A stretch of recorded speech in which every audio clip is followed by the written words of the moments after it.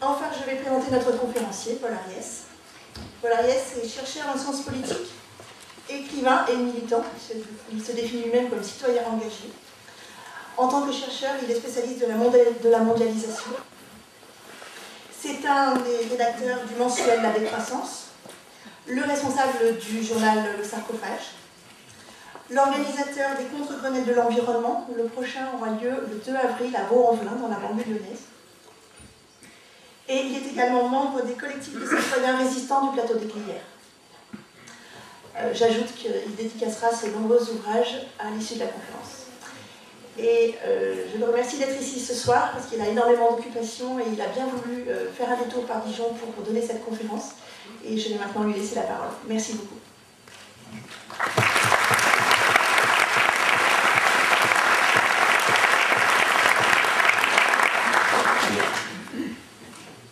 Bonsoir, je vous remercie de votre présence et je remercie le collectif Époque d'exister et de tout faire pour se développer.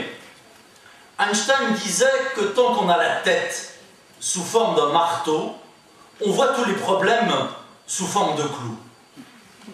Tant que nous aurons la tête formatée par l'économie, nous irons chercher la solution à l'ensemble des problèmes sociaux dans le toujours plus.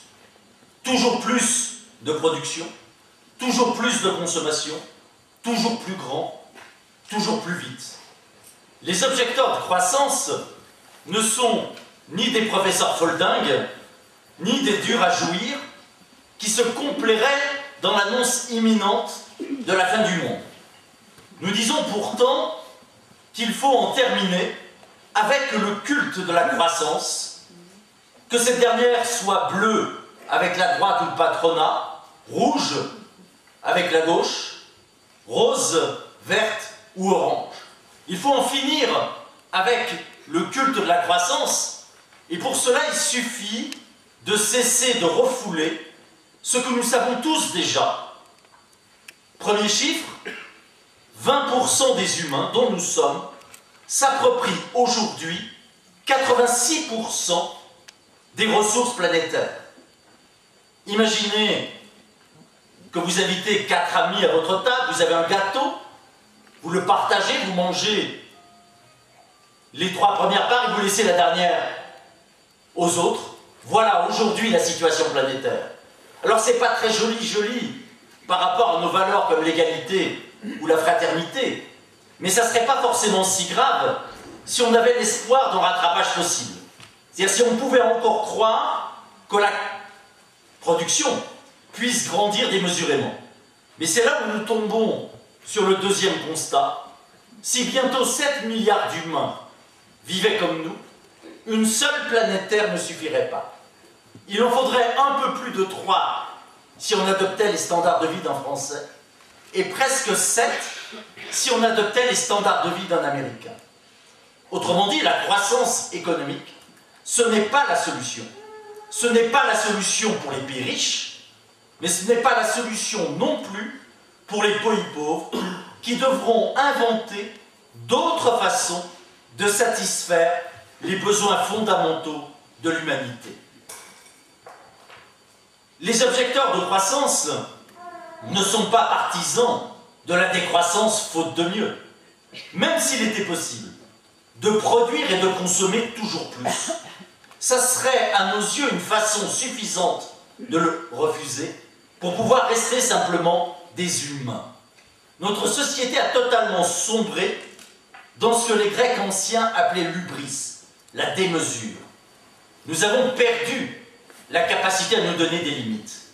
Lorsqu'une société n'est pas capable de se donner des limites, elle va les chercher dans le réel. C'est l'épuisement des ressources, c'est le réchauffement planétaire, c'est l'explosion obscène des inégalités sociales. Le grand enjeu pour le XXIe siècle, c'est pas de savoir quel va être le cours du baril, ni notre pouvoir d'achat. Le grand enjeu, c'est de renouer avec cette capacité à se donner des limites. Et pour cela, de faire primer la culture et le politique. Parce que la culture, c'est toujours ce qui nous immunise contre les fantasmes les plus archaïques, le culte de la toute-puissance, l'idée d'un monde sans limite. Et la politique, c'est d'abord la définition de la règle de droit. La loi, c'est la première limite que je rencontre tous les matins dans la rue. Ce qui pose bien sûr la question du contenu de cette loi. Est-ce que c'est une loi qui est faite dans l'intérêt du plus grand nombre, ou est-ce que c'est une loi qui est faite dans l'intérêt d'une petite minorité? Les vraies limites, au toujours plus, ne sont pas naturelles, elles ne sont pas techniques, elles sont d'abord humaines. Jusqu'où aller sans péter les plombs? Jusqu'où aller dans le toujours plus sans sombrer dans ce que le romancier Miller appelle un cauchemar climatisé? Jusqu'où aller en préservant tout simplement le désir de vivre? Moi, je ne suis pas partisan de la décroissance parce qu'il y a le feu à la planète. Je suis objecteur de croissance car je souhaite ce que les Grecs anciens appelaient l'eudémonia, c'est-à-dire une vie bonne, et ce que les Américains du Sud appellent en ce moment le buen vivir, c'est-à-dire le bien vivre. La décroissance, ce n'est pas un discours écolo plus hard, plus dur que les autres. La décroissance, c'est la tentative de penser à la fois une série de grandes crises. La crise environnementale, la crise sociale, la crise du politique, la crise de la personne humaine. Quand on dit que cette crise est systémique, c'est que quelque chose fait lien entre tout ça. Et ce qui fait lien, c'est tout simplement le fait que depuis plusieurs siècles, nous continuons à fantasmer sur le mythe de l'abondance. Tant que nous croirons que demain, 7 milliards d'humains pourraient vivre au pays de cocagne, nous continuerons à refouler la grande question historique qu'est la question du partage. La décroissance marque avant tout le retour des partageux. Première grande crise, la crise environnementale. Quand on parle de crise environnementale, on est en fait un peu court sur pattes. Ce qui nous menace, ce n'est pas une simple crise, c'est un véritable effondrement environnemental. C'est la possibilité même de poursuivre l'aventure humaine qui est de plus en plus hypothéquée. L'Académie des sciences de Grande-Bretagne déclarait l'an dernier que l'humanité a 50% de chances de survivre au XXIe siècle. Cet effondrement environnemental prend pour l'instant deux formes. D'un côté, c'est l'épuisement des ressources. De l'autre, c'est le réchauffement planétaire. Mais le pire, c'est que toute solution qu'on peut tenter de bricoler pour compenser la disparition programmée des ressources naturelles ne peut que se traduire par des changements climatiques majeurs. L'humanité est totalement coincée entre le marteau et l'enclume. Conséquence, tous les indicateurs sont en train de virer au rouge. L'érosion de la biodiversité. Prenez les travaux de la dernière Convention internationale sur la biodiversité. On nous rappelle que la Terre est entrée dans la 6e grande période d'extinction des espèces. La 5e période d'extinction des espèces, c'était il y a 65 millions d'années, la disparition des dinosaures et de plus de 50% des espèces alors existantes. Ce qui est grave, ce n'est pas qu'il y ait des espèces qui disparaissent. Ce qui est grave, c'est le rythme, l'ampleur, la nature de cette disparition. Un mammifère sur 4 est menacé.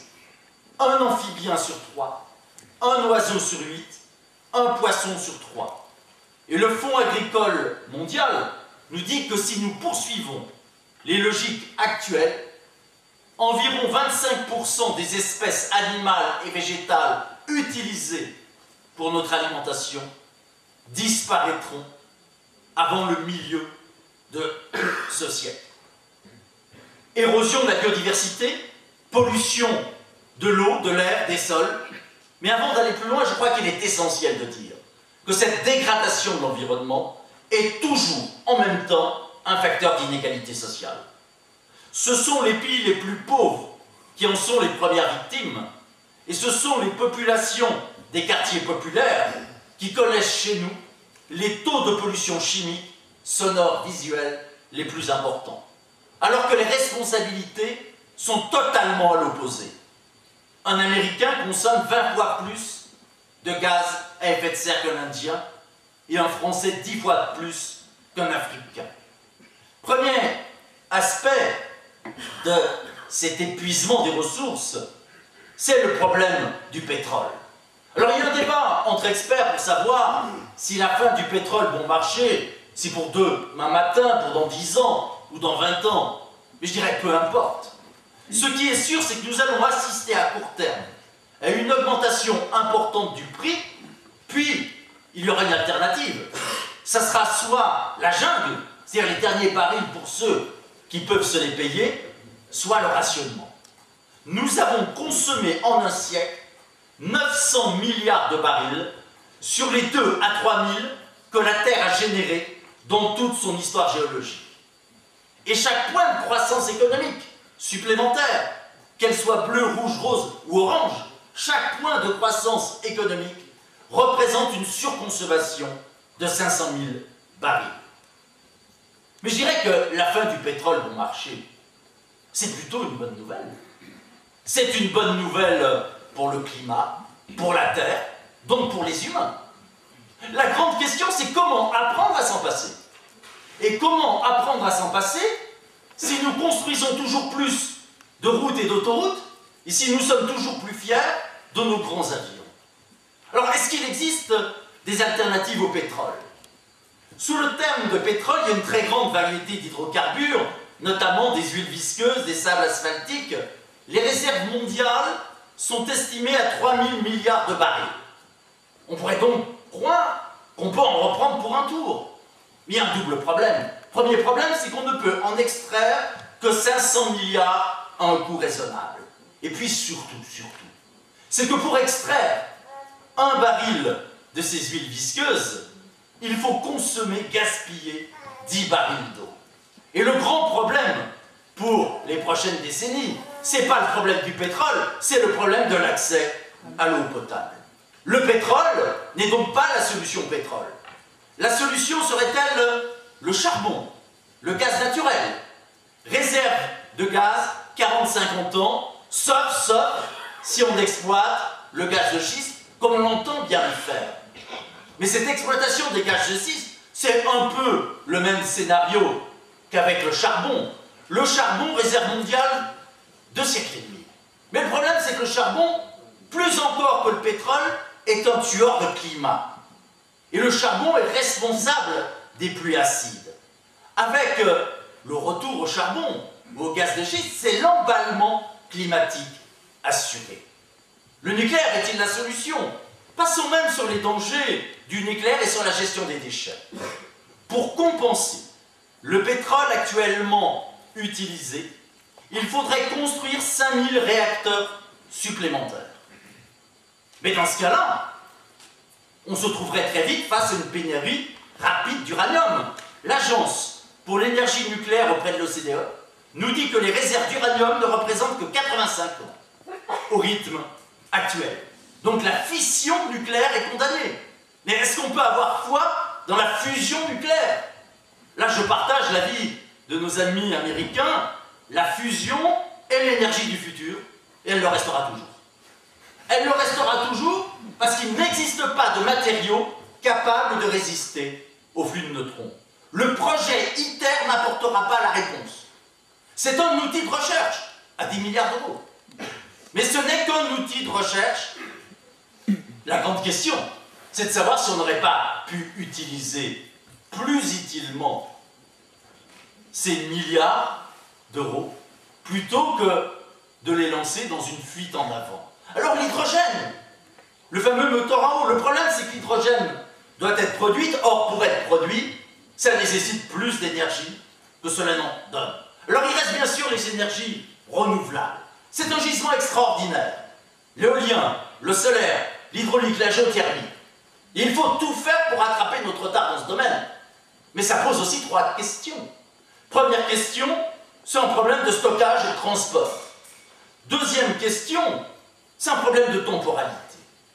Si on voulait faire fonctionner l'économie mondiale avec du solaire, il faudrait construire 220 000 km² de panneaux solaires. 220 000 km², nous en avons actuellement 18 km². Et puis, troisième raison essentielle, c'est ce que les économistes appellent l'effet rebond.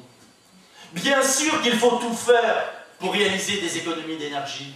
Bien sûr qu'il faut tout faire pour développer des énergies renouvelables.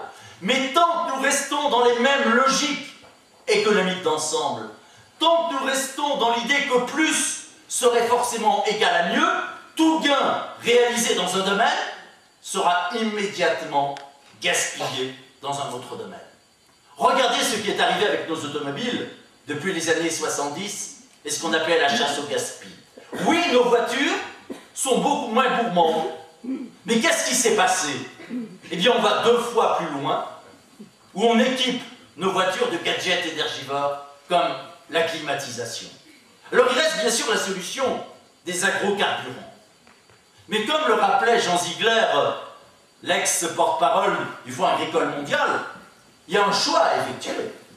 Veut-on nourrir 650 millions de voitures ou 7 milliards d'humains?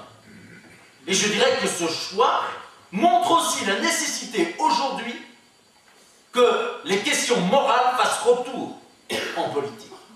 Parce qu'on voit très bien avec les agrocarburants comment nous sommes prêts à sacrifier une partie de l'humanité pour la survie augmentée d'une toute petite minorité. Le grand problème pour les prochaines décennies, le grand problème pour cette année, c'est pas l'énergie, c'est déjà l'alimentation. Rappelez-vous, en 2008, les émeutes de la faim dans 45 pays. Aujourd'hui, avec le cours des denrées alimentaires, on va effectivement tout droit dans le mur. Je dirais que cette question alimentaire est tout à fait symptomatique des logiques productivistes et industrielles. L'alimentation est classée depuis 2005 problème de sécurité nationale aux États-Unis, depuis que la CIA a établi que les aliments effectuent en moyenne 1700 km.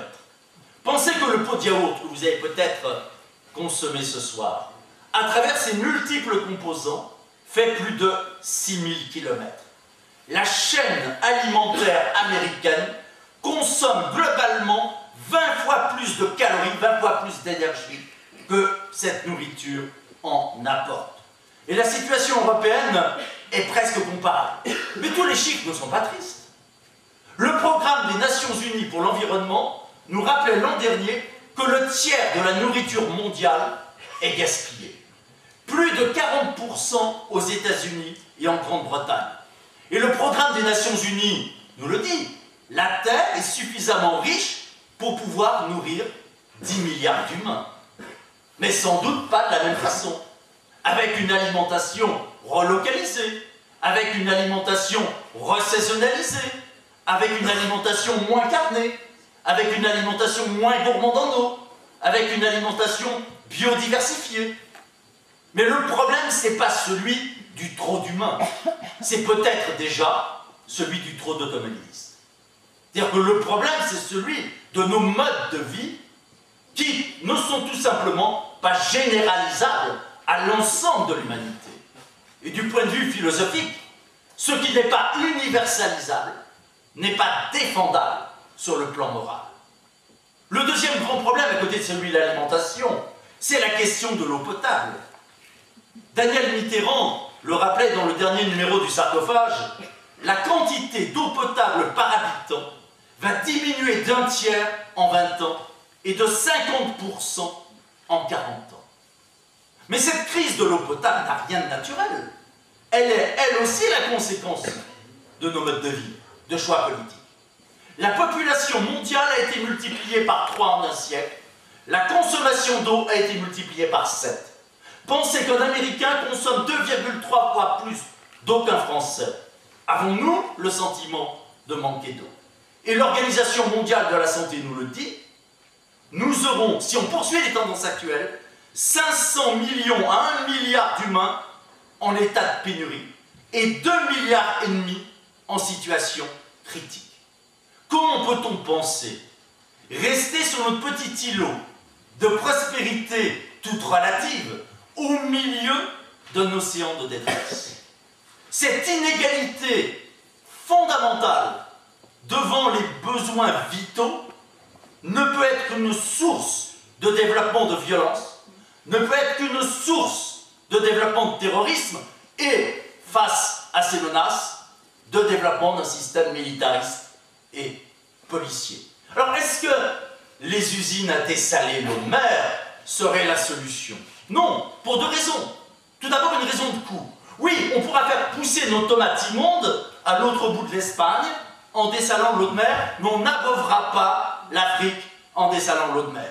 Puis la deuxième raison, c'est que si on devait généraliser cette technique, on se retrouverait avec des quantités extraordinaires de saumure qu'il faudrait rejeter dans les mers, ce qui ne manquerait pas d'aggraver les conséquences du réchauffement en matière d'élévation des niveaux de mer.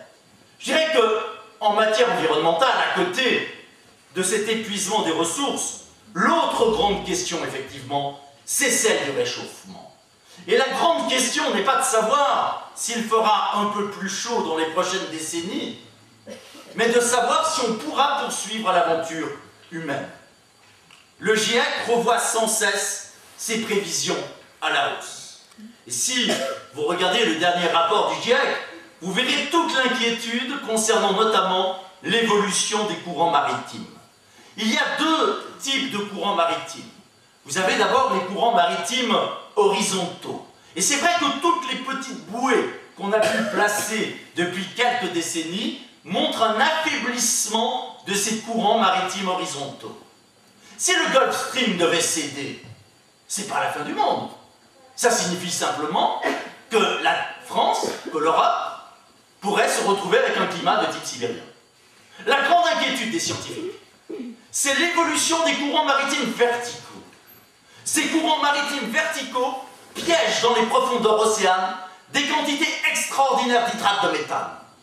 Et si ces hydrates de méthane refont surface, eh bien c'est plus la peine d'en parler puisque la Terre se retrouverait avec une température de plusieurs centaines de degrés. Je dirais que si le GIEC insiste autant sur la nécessité de ne pas dépasser une augmentation de 2 degrés, c'est pas par hasard. C'est que cela représente un seuil d'irréversibilité. Au-delà de 2 degrés d'augmentation, on va enclencher ce qu'on appelle des phénomènes de rétroaction positive. C'est-à-dire que les puits de carbone, comme les forêts ou les océans, vont devenir des sources de carbone. Et donc on passerait à 3 degrés d'augmentation. Et si on passe à 3 degrés d'augmentation, le permafrost, c'est-à-dire les terres gelées, libèrent à leur tour du carbone et on passe à 4 degrés. Et si on passe à 4 degrés, eh bien dans ce cas-là, c'est une augmentation des émissions de méthane des océans avec la perspective des 5 degrés. D'où la grande interrogation qui doit nous retenir, c'est qu'il ne s'agit pas de se poser la question, je dirais en bon gaulois, de savoir quand on va se ramasser le ciel sur la tête. Il s'agit de savoir jusqu'à combien on peut émettre chaque année pour pouvoir rendre à nos enfants une planète qui soit encore viable.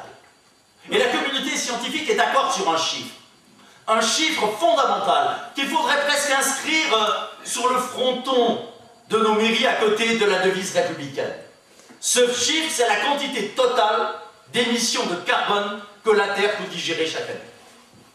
Si on traduit toutes nos activités, le fait de manger, de s'habiller, de se déplacer, de venir à une conférence, si on traduit toutes nos activités en équivalent carbone, si on dépasse 3 milliards de tonnes d'équivalent carbone, eh bien on bousille les écosystèmes.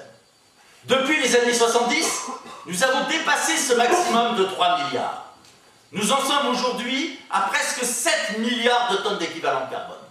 Le double de ce que la Terre peut digérer. Alors prenons au sérieux ce 3 milliards de tonnes d'équivalent carbone pour 6 milliards d'humains. Le calcul est vite fait. Ça nous donne 500 kilos d'équivalent carbone par personne et par an. Si je dépasse 500 kilos, je rends à nos enfants une terre dépressive. 500 kg d'équivalent carbone, c'est quoi? C'est par exemple un vol en avion, aller-retour Paris-New York. Si je prends une fois l'avion, il faut arrêter de manger. C'est 5000 km par an en voiture. Mais lorsque je donne ces chiffres, je cherche à culpabiliser personne. Pour porter ce discours, je fais chaque année beaucoup plus que 5000 km par an en voiture. Ces chiffres nous montrent à la fois l'ampleur, l'urgence des changements nécessaires. Mais ils nous montrent surtout que la solution, ça ne peut pas être de faire la même chose en moins. C'est pas en apprenant à se serrer la ceinture, un peu, beaucoup, passionnément ou à la folie, qu'on y arrivera. La décroissance, c'est pas une politique d'austérité. La décroissance, c'est le projet collectif d'inventer de nouveaux modes de vie. Ces 500 kg d'équivalent carbone, c'est également l'équivalent de la fabrication d'1,5 micro-ordinateur à écran plat.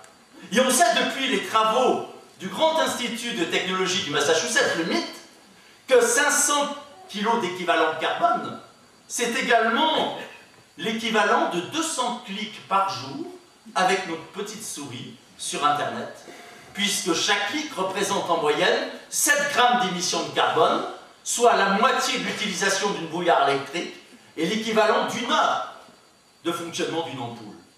Là encore, on le voit, la solution, c'est pas la fuite en avant technologique, c'est pas le mythe de la décarbonisation de l'économie.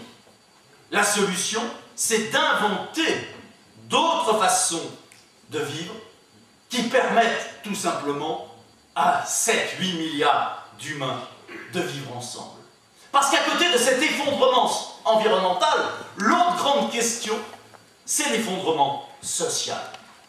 Le choix aujourd'hui pour l'immense majorité des humains n'est pas entre la croissance et la décroissance.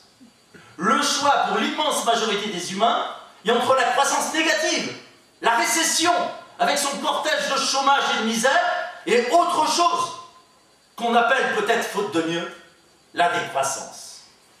Je l'ai dit tout à l'heure, l'objection de croissance, c'est avant tout le retour des partagés.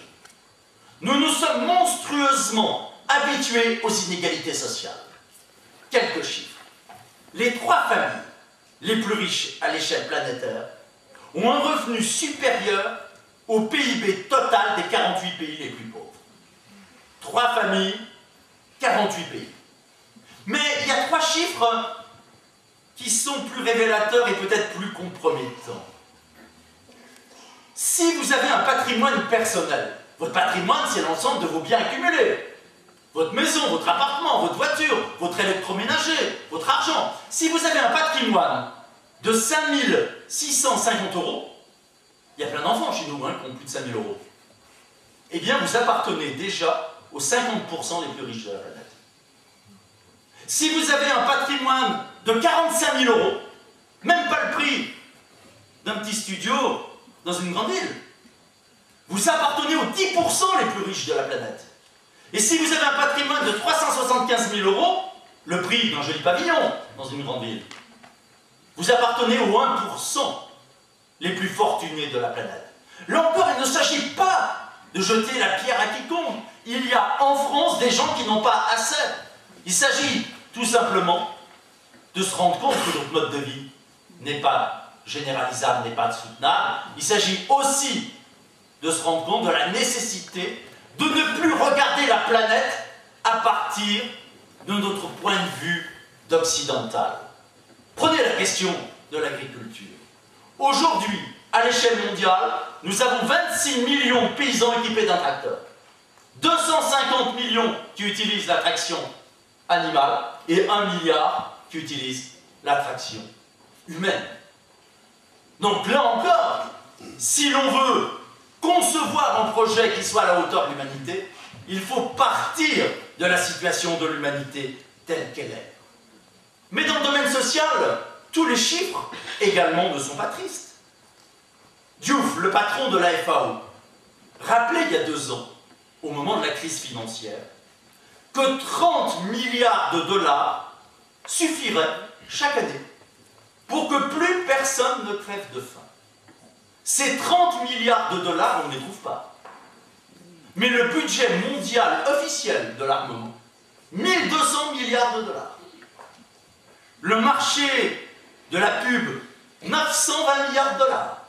Le marché des stupéfiants, 800 milliards de dollars. On le voit, le problème, ce n'est pas un problème de croissance, ce n'est pas un problème de moyens.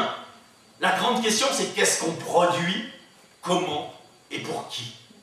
Est-ce qu'on vise la satisfaction des besoins sociaux fondamentaux ou est-ce qu'on accepte de développer une jeune production, une production pourrie, parce qu'elle ne profite qu'à une infime minorité?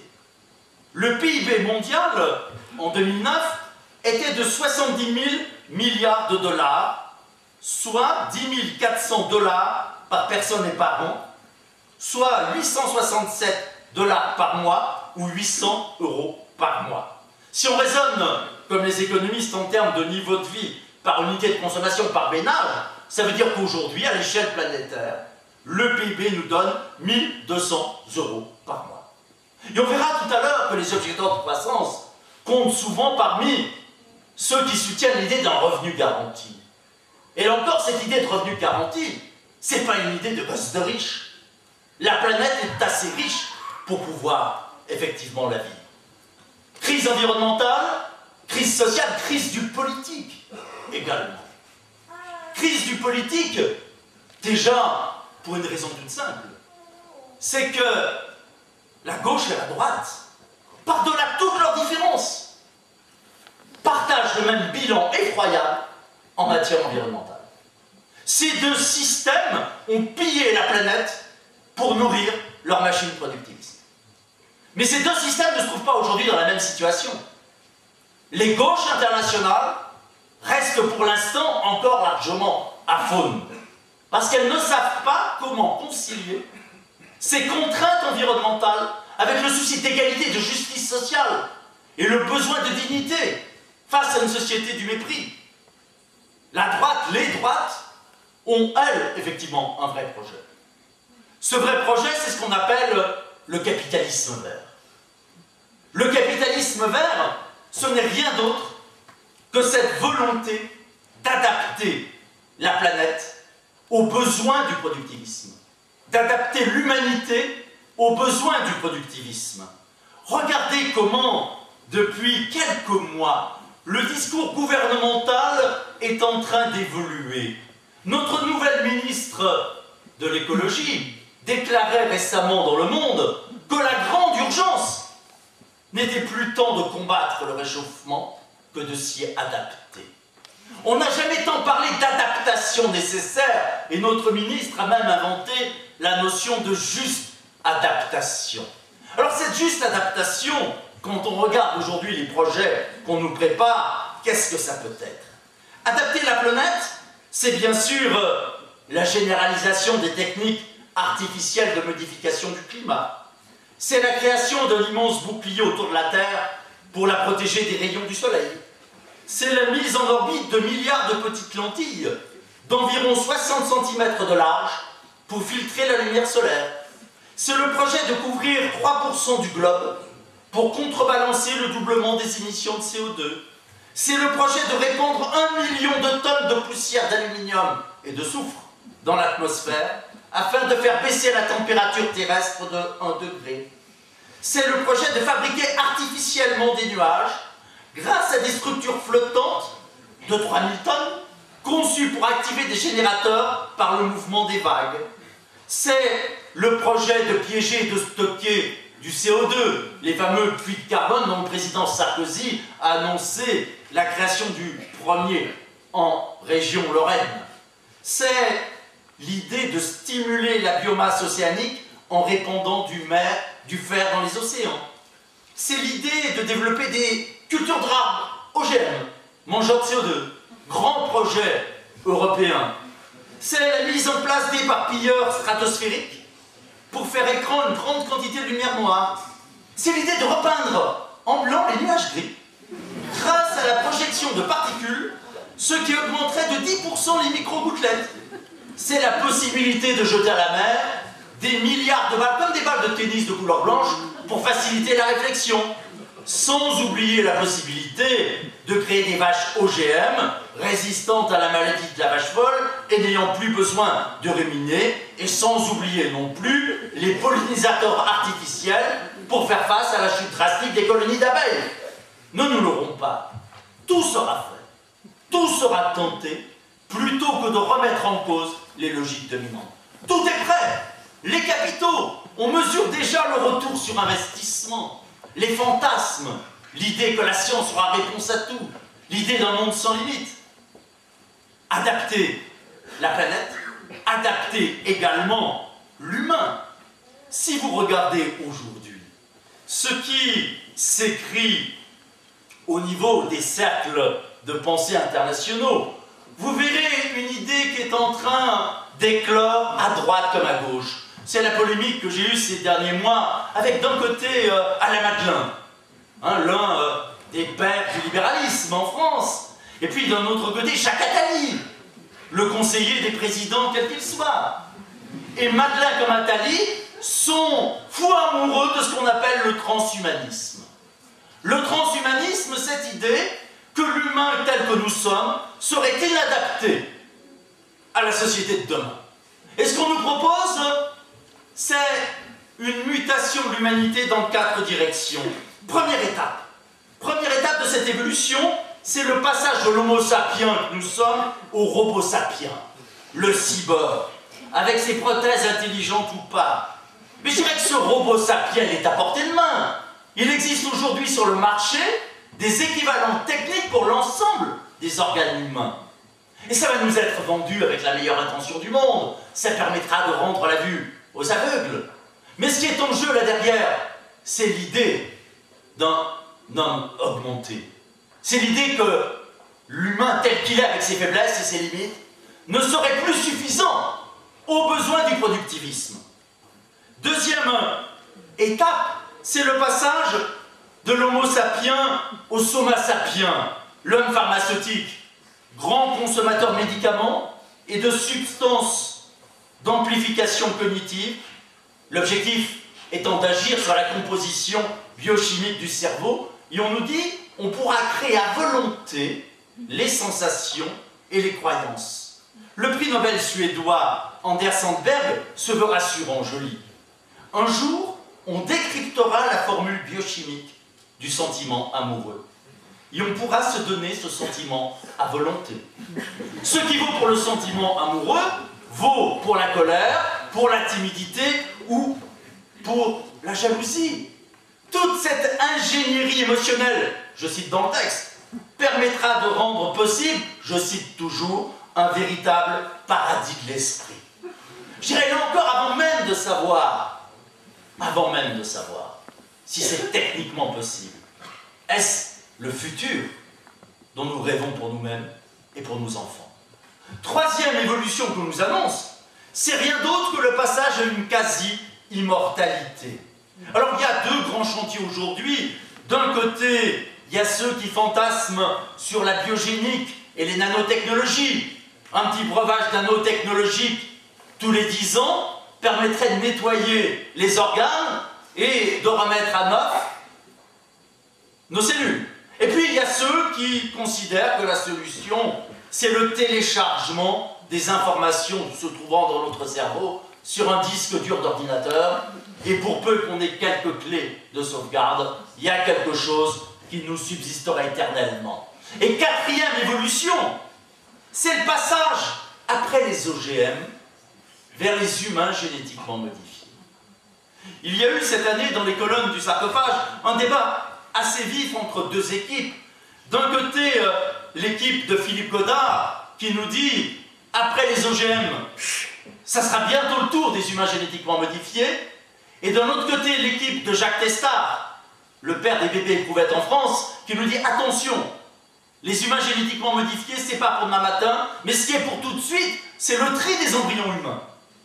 C'est-à-dire que l'on va effectivement, au nom de la perfection, au nom de la normalisation, de plus en plus considérer que ce qui était auparavant, j'allais dire des accidents avec lesquels il fallait vivre, deviendrait totalement inacceptable insupportable.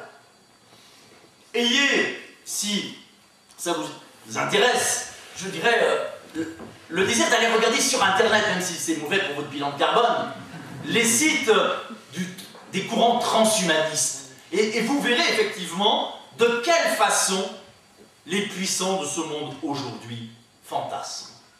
Alors après, je dirais ce tableau relativement noir, qu'est-ce que la décroissance peut proposer? Tout d'abord, qu'est-ce que la décroissance n'est pas?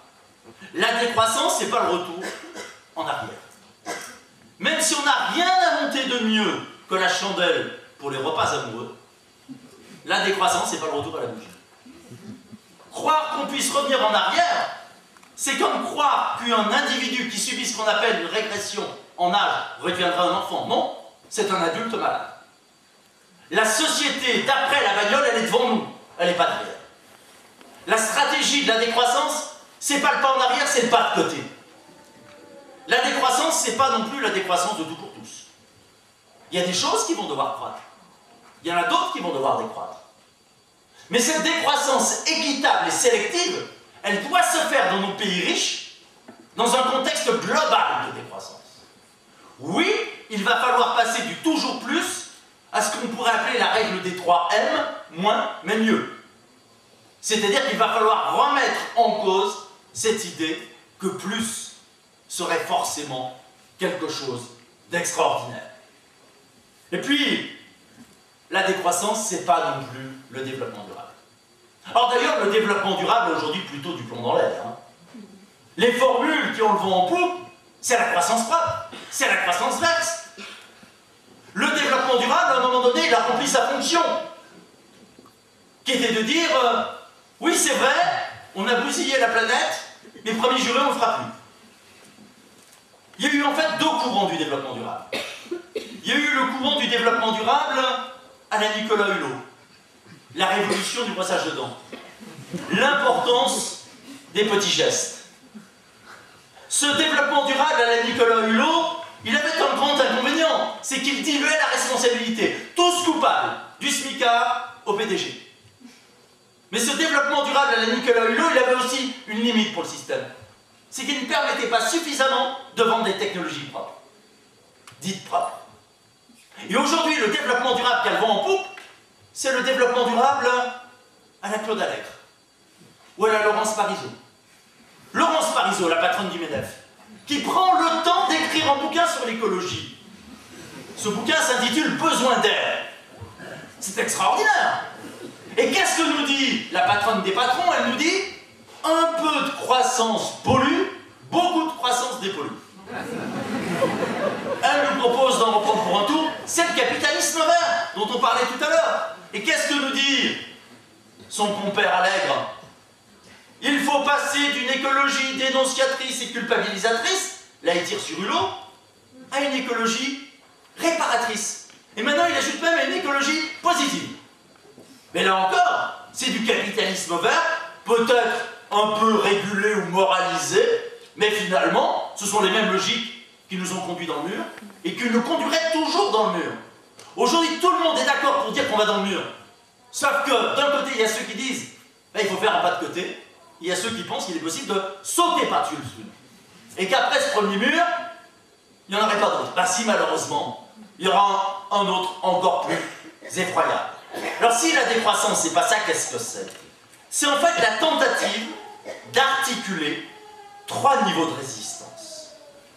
Le premier niveau de résistance, c'est ce que nos ennemis québécois appellent la simplicité volontaire. Essayons chacun à notre niveau d'avoir un mode de vie qui soit conforme à nos valeurs, de ne pas trop nuire aux voisins et aux générations futures. Pour certains, ça veut dire ne pas avoir de voiture, ne pas utiliser de téléphone portable, choisir, je dis bien choisir de travailler en temps partiel. Tout ce qui peut être fait doit être fait. Ça semble aller de soi, ça ne va pas de soi. Moi, j'appartiens familialement à une tradition politique, celle de la gauche, où on avait tendance à reporter toujours au lendemain du grand soir le changement de nos modes de vie. Et comme les grands soirs ressemblaient souvent à des petits matins de lait, on ne changeait pas grand-chose. Donc tout ce qu'on peut faire tout de suite doit être fait. Mais si on ne faisait que ça, ça serait insuffisant et ça pourrait même être dangereux. Ça serait insuffisant, déjà, parce que à quoi ça servirait d'être un certain nombre à se faire plaisir? Parce qu'il y a du bonheur à rentrer en décroissance. Il y a du bonheur à ne pas être en forçat du travail et de la consommation. Il y a du bonheur à ne pas supporter l'agression publicitaire ou les dictats de la mode. Mais à quoi ça servirait d'être un certain nombre à se faire plaisir si la société continue à se conduire de façon complètement irresponsable? Puis ça pourrait même être dangereux. Allez, c'est pas la peine de le cacher. Dans les milieux de la décroissance, il y a un certain nombre de copains ou de copines qui jouent à plus décroissante mode humeur, qui se veulent les nouveaux parfaits, les nouveaux cathares. Ce qui est gênant dans cette posture, c'est qu'elle repose sur la culpabilisation des autres. Or, on ne changera pas le monde en culpabilisant les gens. On changera le monde en suscitant le désir, en donnant envie. D'où la nécessité d'un deuxième niveau de résistance, qui est celui des expérimentations collectives. Tout ce que l'on peut bricoler ensemble, dans les marges, dans les franges, pourquoi pas au cœur de la société, est essentiel. Qu'il s'agisse des AMAP, les associations pour le maintien de l'agriculture paysanne, qu'il s'agisse aujourd'hui du retour du mouvement coopératif, des coopératives de production, de consommation, d'habitation, qu'il s'agisse de l'économie sociale ou solidaire. Il y a plein de choses qui bouillonnent dans la société. Et c'est très bien, c'est indispensable. Parce que ce sont dans ces marges que s'inventent les laboratoires du futur. C'est dans ces marges que se créent les formes de vie qui seront celles de demain. Mais là encore, ce que l'on peut faire dans les marges et dans les franges, c'est indispensable. Mais ça risquerait d'être insuffisant. Ça serait sous-estimer la capacité de récupération du système. Prenons par exemple l'alimentation biologique. La bio, ça peut être la meilleure comme la pire des choses. La bio, c'est la meilleure des choses si c'est la défense d'une agriculture paysanne, d'une agriculture de proximité. La bio, c'est la pire des choses si c'est la bio-industrie. Si c'est l'illusion de pouvoir manger bio, un produit qui a fait 6000 km en avion et que je trouve dans un hypermarché. D'où la nécessité d'un troisième niveau de résistance. Ce troisième niveau de résistance, après la simplicité individuelle, les expérimentations collectives, ce troisième niveau, c'est l'ébauche du commencement de ce que pourrait être demain, je suis très prudent, un nouveau projet de société. C'est la décroissance comme projet politique. La décroissance ne prétend pas être la petite grenouille qui aurait vocation à devenir aussi grosse que le bœuf. Nous ne disons pas c'est autour de nous que les choses vont se faire. Mais nous sommes convaincus, en revanche, que les questions que nous posons sont des questions incontournables. La décroissance ne fait peut-être pas encore un programme, mais elle en défait beaucoup.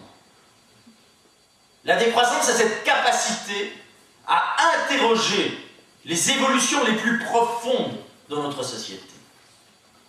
Et je suis convaincu que de plus en plus, l'heure est venue de passer d'un certain nombre de mots obus, comme l'anticapitalisme, la décroissance, l'anticapitalisme, la décroissance, l'antiproductivisme, à d'autres mots qui seraient des mots chantiers, comme la relocalisation contre le mondialisme, le ralentissement contre le culte de la vitesse, la coopération contre l'esprit de concurrence, la planification démocratique contre le tout marché, le choix de la simplicité contre le mythe de l'abondance, la gratuité, le partage contre le tout marché.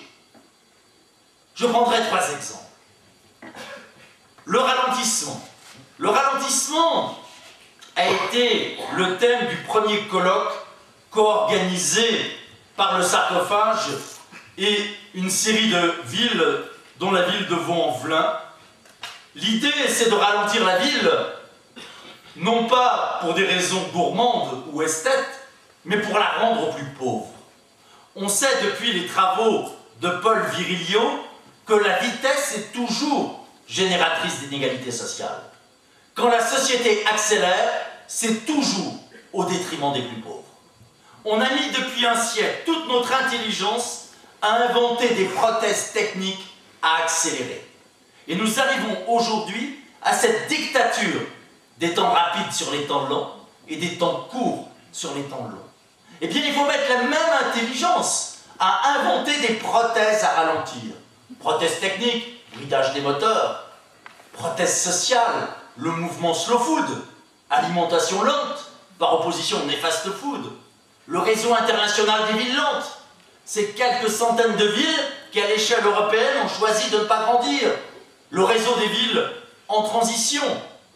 Et là encore, si nous sommes partisans du ralentissement, c'est pas avant tout pour des raisons écologiques, mais bien pour des raisons humaines. Toutes les sociétés qui nous ont précédés ont toujours accordé une part essentielle aux anciens, parce que les anciens sont les symboles de la lenteur. Or, notre société du toujours plus est une société qui repose sur un véritable racisme anti-vieux, le jeunisme. Réaffirmer la place des anciens dans la vie, dans la ville, je crois que c'est aujourd'hui un grand enjeu politique. C'est un enjeu politique qui doit se faire au niveau des équipements collectifs. Mais je dirais, ralentir la ville, rendre aux anciens toute leur place, c'est d'abord pour les enfants. C'est les enfants qui en ont besoin. Prenez ces enfants de 6 ans, qui ont un emploi du temps de cadre dirigeant, qui n'ont même pas le temps de s'ennuyer, alors que l'ennui est essentiel pour pouvoir se structurer. Prenez ces gamines de 10-12 ans, qu'on déguise en Lolita, ces enfants à qui on vole le temps spécifique de leur âge, ces enfants qu'on fait grandir trop vite, ça devient ensuite des ados adultes, ça devient des adolescents, ça devient des éternels adolescents parfaitement adaptés à cette société boulimique, à cette société du toujours plus. Je crois que si l'on veut ralentir, eh bien il faut prendre toute la mesure de ce qu'est la société capitaliste, de ce qu'est la société productiviste. Le capitalisme, c'est finalement 3 choses. Le capitalisme, c'est bien sûr un système d'exploitation et de domination. Ça, les gauches, politiques ou syndicales, savent bien le dénoncer. Mais le capitalisme, ce n'est pas que ça. Le capitalisme, c'est aussi l'imposition d'un style de vie, d'un genre de vie, d'objets particuliers. Et ça, les gauches et l'écologie ont largement perdu cette critique des objets des produits capitalistes. Et puis le capitalisme, c'est une 3e chose. Le capitalisme, c'est une réponse à nos angoisses existentielles. C'est une réponse à notre peur de mourir, à notre caractère fini. Et cette réponse capitaliste, c'est celle de la croissance économique ou de la croissance du pouvoir. C'est cette illusion qu'en faisant le plein de richesses matérielles ou de pouvoir, eh bien je pourrais vaincre ce qu'il y a de plus humain en moi, c'est-à-dire ma finitude. Le toujours plus de consommation, le toujours plus de pouvoir, ce sont des dissolvants d'angoisse capitaliste. Tant que nous n'inventerons pas des dissolvants d'angoisse existentielle aussi forts que les dissolvants d'angoisse capitaliste, on n'y arrivera pas. Et c'est là où, effectivement, la question des valeurs devient essentielle. On peut reprocher tout ce que l'on veut au capitalisme, au productivisme. Il faut reconnaître que c'est une société diablement efficace. Nous sommes tombés dans la marmite il y a 70 ans et on en veut encore. Une partie des peuples qui n'y sont jamais tombés ne demandent que ça. Tant que nous n'aurons pas quelque chose d'aussi fort que le toujours plus, on n'y arrivera pas. Et à mes yeux, la seule chose qui soit à la hauteur, c'est le don, c'est le partage, c'est la gratuité. Le grand combat pour le XXIe siècle, c'est pas de manifester pour le pouvoir d'achat. C'est de manifester pour défendre et étendre la sphère de la gratuité. Mais ça ne peut pas être la gratuité de n'importe quoi. Parce que la gratuité a un coût. Résoudre Raison de plus de nous poser la bonne question. Raison de plus de choisir ce qui doit être gratuit. Les municipalités qui sont engagées avec nous dans ce processus et qui posent la question à leurs administrés, voulez-vous que les transports en commun soient gratuits ou préférez-vous que le stationnement soit gratuit pour les voitures, vont effectivement dans le bon sens. Ce que nous prenons, c'est la gratuité du bon usage face au renchérissement ou à l'interdiction du mésusage. Ça peut sembler complexe, en fait c'est très simple. Pourquoi paye-t-on son eau le même prix pour faire son ménage et pour remplir sa piscine privée? Pourquoi paye-t-on son énergie, son transport, son logement le même prix pour ce que la société considère une consommation normale et pour ce qu'elle considère être un gaspillage? Mais bien sûr, pour avancer dans cette direction, il faut avant tout rendre la parole au peuple. Il faut rendre la parole aux gens qui en ont été privés. Et les municipalités qui sont engagées dans ce mouvement vers la gratuité des services publics, eh bien, voir revenir à la politique des gens qui s'en étaient écartés. J'ai été horrifié au moment des dernières élections régionales d'entendre un certain nombre de listes de gauche, notamment, dire « Nous, la gratuité des transports en commun, on veut bien pour les pauvres. Mais ceux qui peuvent payer doivent payer. » Oui, mais si on accepte ce discours pour les transports en commun, pourquoi ne pas le tenir aussi pour l'école? Pourquoi ne pas le tenir pour la santé? Il y a en fait deux conceptions possibles de la gratuité. Il y a une gratuité d'accompagnement du système. La gratuité pour les naufragés, la gratuité pour ceux qui sont tombés, la gratuité pour les pauvres. Et cette gratuité-là, elle ne va jamais sans une certaine condescendance. Est-ce que vous êtes un vrai bon pauvre? Elle ne va jamais sans flicage. Est-ce que vous êtes un vrai chômeur recherchant un emploi? Et puis il y a une deuxième gratuité, qui est une gratuité d'émancipation. Ce qui est beau avec l'école publique, c'est qu'on ne demande pas aux gamins s'il est gosse de riche ou gosse de pauvre, c'est qu'il est admis en tant qu'enfant. Et pourquoi ce qui est vrai pour la culture ne serait-il pas vrai aussi pour l'alimentation, pour le logement, pour la santé? C'est-à-dire pour d'autres besoins sociaux fondamentaux qu'il va falloir couvrir. Et je dirais que ce qui me rend optimiste, c'est de constater, à travers le colloque qu'on a organisé avec une cinquantaine de villes, qu'aujourd'hui se développent de partout des petits bouts de gratuité. Ici, on commence par la gratuité des transports en commun. Ailleurs, c'est la gratuité de la restauration scolaire ou d'un panier bio tous les mois. Ailleurs encore, c'est la gratuité des services funéraires. Mais derrière, effectivement, ces petits bouts de gratuité, c'est aussi la façon de resécuriser les individus. La grande force du système capitaliste, c'est sa capacité à insécuriser. C'est la porte du lendemain. C'est la porte du chômage. C'est le développement de la précarité. Eh bien, la décroissance doit être un des moyens de resécuriser les gens. Et resécuriser la population, ça passe pour moi par l'adoption d'un revenu garanti couplé à un revenu maximal autorisé. Ce revenu garanti, je dirais peu importe le vocabulaire, certains parlent de salaire socialisé avec les confédérations syndicales, d'autres parlent d'allocation universelle. Veut-on, peut-on donner à chacun les moyens de vivre frugalement, certes, mais de façon sécurisée? Ce revenu garanti pourrait être donné de trois façons. Une partie en monnaie nationale, une partie également sous forme de monnaie régionale à créer pour faciliter la relocalisation des activités économiques, sur le mode de ce qu'un certain nombre de villes du nord de l'Europe font pour les aides sociales qui sont servies sous la forme de bons d'achat sur des produits locaux. Et puis ce revenu garanti, donné en partie en euros, en partie sous forme de monnaie locale, devrait être donné aussi en partie sous une forme démonétarisée. Tant de kilowattheures d'électricité, tant de litres d'eau. Lorsque la communauté d'agglomération Les Lacs de l'Essonne décide à partir du 1er janvier 2011 de donner à chacun 40 litres d'eau gratuits par jour, eh bien, on va dans le bon sens. Donc, donner un certain nombre de kilowattheures d'électricité, donner l'accès, effectivement, à ce qui est nécessaire. Et je dirais que ce choix de resécuriser les gens, c'est un pari. C'est le pari que si les gens ne sont plus obligatoirement des forçats du travail, par le gouvernement, je dirais de la peur, eh bien, il y a des chances, il y a l'espoir qu'ils puissent développer les autres facettes de leur personnalité.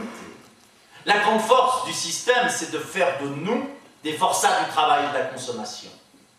Le jour où nous serons de nouveau sécurisés économiquement, eh bien, nous pourrons redevenir des citoyens, parce que faire de la politique, ça prend du temps. Nous pourrons redevenir des poètes et des artistes, repoétiser nos existences. Nous pourrons aussi redevenir des amants ou des amantes.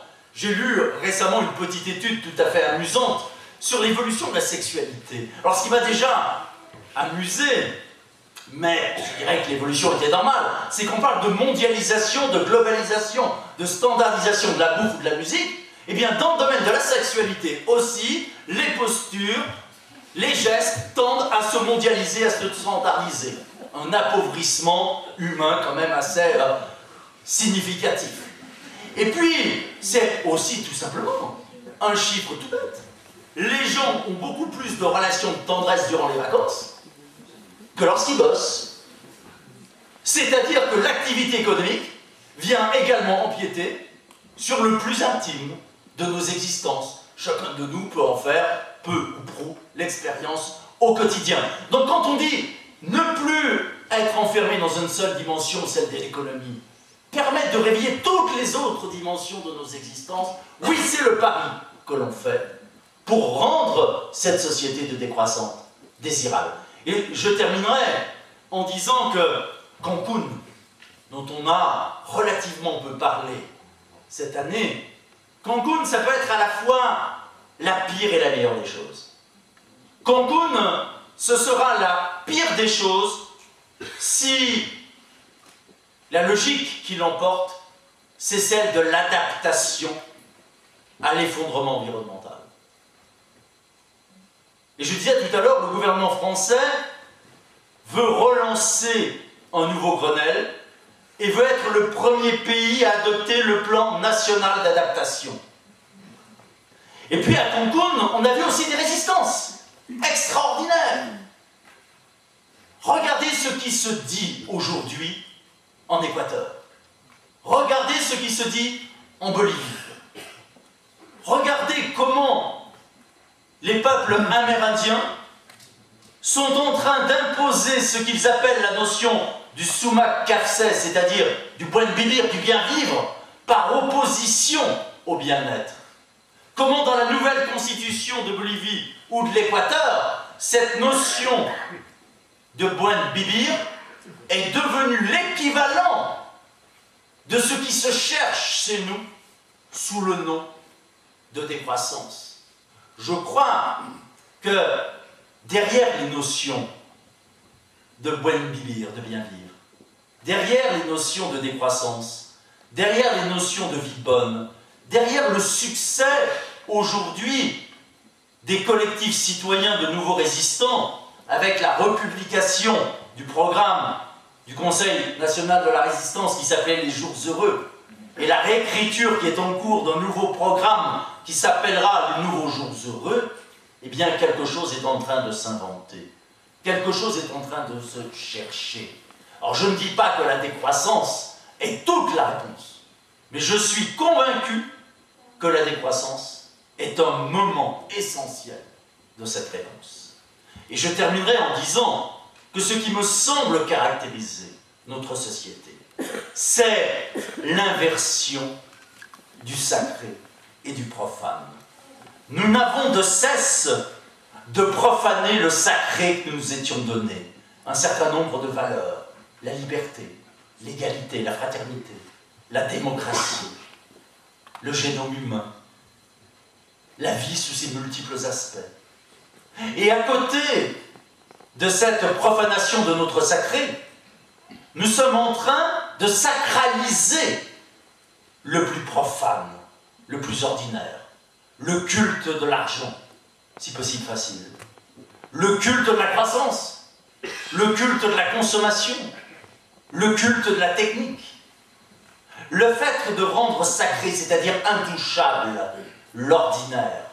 C'est la définition même du totalitarisme que donnait la grande philosophe américaine Hannah Arendt.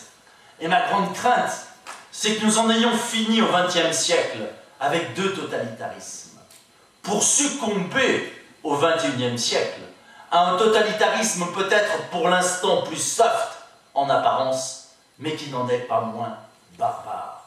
Et si le troisième contre Grenelle que nous allons organiser le 2 avril à Vaux-en-Velin, à côté de Lyon, aura pour titre décroissance ou barbarie, c'est parce qu'à cette occasion-là, nous lancerons un appel qui sera un appel pour dire pas touche à la planète, pas touche à l'humain.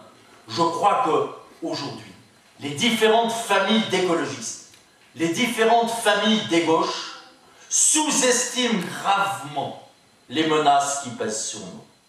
J'ai voulu tout à l'heure, en vous montrant ces stratégies d'adaptation de la planète, ces stratégies d'adaptation de l'humanité, vous montrer effectivement ce vers quoi les puissants de cette planète sont prêts à nous attirer, avec bien sûr des dégâts considérables, non seulement en matière, je dirais, d'authenticité de la vie, c'est-à-dire en généralisant une vie de plus en plus artificielle, en nous enserrant dans la technoscience, mais également être prêt à sacrifier une part des humains.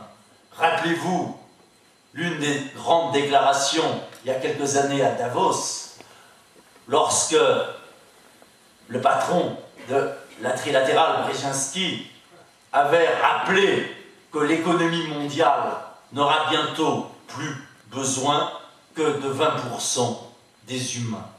Et il posait la question, que faire des 80% d'individus surnuméraires? Alors il répondait, pour faire rire les copains de Davos, il faudra créer, je cite, un cocktail d'alimentation suffisante et de divertissement abrutissant pour maintenir les 80% de la population frustrée dans un bonheur apparent. Je dirais que la décroissance s'inscrit foncièrement à contre-courant. Ce que nous appelons, nous, c'est une insurrection des consciences, mais aussi une insurrection des existences. Il est indispensable aujourd'hui, dans cette société, d'entrer en dissidence. Il est indispensable de construire une contre-société, parce qu'effectivement, ce qu'on est bien obligé de constater, c'est que ce monde tel qu'il est difficilement réformable. Et ce n'est que dans la mesure où nous arriverons à redévelopper, j'allais dire, d'autres pratiques, mais aussi d'autres rêves, que nous rouvrirons le champ des possibles. Je vous remercie pour votre patience.